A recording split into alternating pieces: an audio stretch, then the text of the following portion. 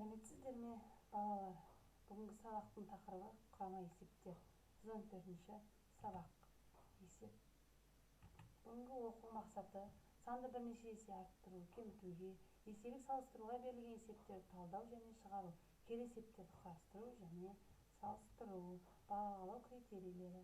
Санды бірнеше есе арттыру, кемітуге, еселік салыстыруға берілген есептерді талдап шығаруды үйренеді. Кері есептерді құрастырады және салыстырады. Бүгінгі сабағымызды бастамас бұрын Астана туралы қысқаша мәлімет қаралайық. Астана қаласы 1997 жылы желтоқсаннан бастап Қазақстан Республикасының елордасы. 2019 жыл наурыздан бастап Қасым-Жомарт Тоқаев Нұр-Сұлтан деп қаланың атын өзгертті. Қазақ елі монументі биіктігі 91 метр. 1991 жылы егемендік алғандығымыздың белгісі. Нұр-Сұлтан қаласы мемлекеттің саяси, әкімшілік, экономикалық, мәдени орталығы, елдікті, ұлттық бірлікті білдіретін бас қала. Астанада көптеген биік зәулім ғимараттар көп. Нұр Астана мешіті. Жаңа жас қала. Есіл өзені.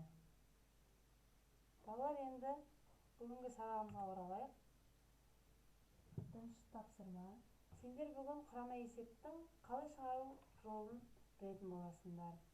Есептің шартын құрып, есепті шығарамыз. Бірінші тапсырма. Астананы көру үшін әрқайсысында 8 баладан 3 топ және 6 мұғалім келді. Астанаға қарағанда мұғалімдер неше есе кем келді? Есептің шешуіндегі мұғалімнің неше есе кем келгенін біздер бірден біле аламыз ба? Жоқ, өйткені белгісіз. Бірінші біздер қанша 3 топтан қанша бала Астанаға келгенін білуіміз керек. Ол үшін 3-ті 8-ге көбейтеміз. Шыққан тең болады. Неше болады? 24. Сол 24-ті 6 мұғалімге бөлеміз. Тең болады. Есептің мәні 4. Бұл есептің жауабы болады. Астанаға балаларға қарағанда мұғалімдер 4 есе кем келді. Бұны жазып есептеп шығарамыз. Енді келесі сабағымыз екінші тапсырма. Өрнектер құрастыр. Қаланы аралауға бірінші күні 3 сағат уақыт кетті.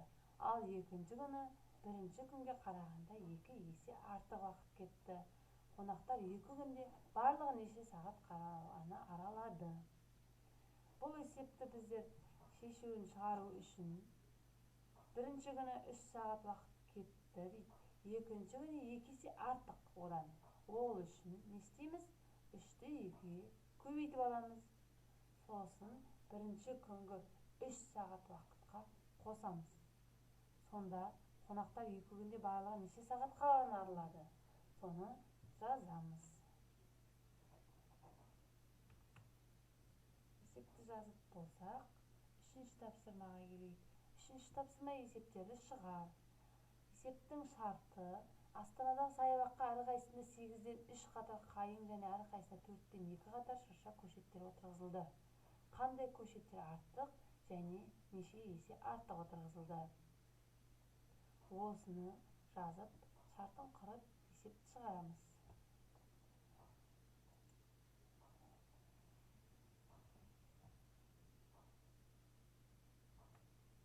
Келесі тапсырма. Төртінші тапсырма. Сандарды қалай жылдам қосуға болады? 1 қосу 2, қосу 3, қосу 4, қосу 5, қосу 6, қосу 7, қосу 8, қосу 9. Осының тез-тез есептеп теңдеуін жазамыз. Келесісі 10 қосу 20, қосу 30, қосу 40, қосу 50, қосу 60, қосу 70, қосу 80, қосу 90. Есептің мәні қандай болады? Соны есептеп жазайық.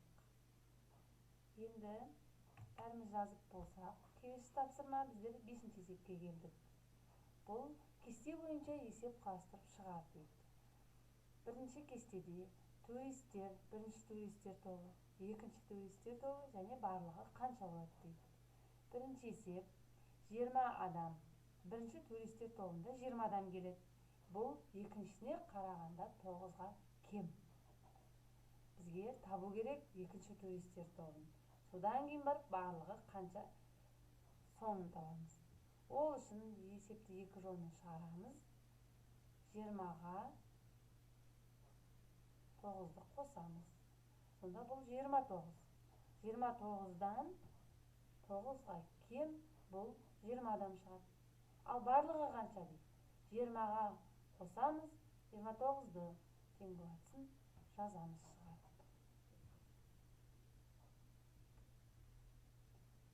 Балалар, енді дәптермен жұмыс жасаймыз. Есептерді өрнек түрінде шығар. Гүлзарға қарағанда, Гүлзарға әрқайсысында 4-тен 6 қатар қызыл раушангүл және ақ раушангүл бұталары отырғызылды. Қызыл раушангүлге қарағанда ақ раушангүл неше есе артық отырғызылды?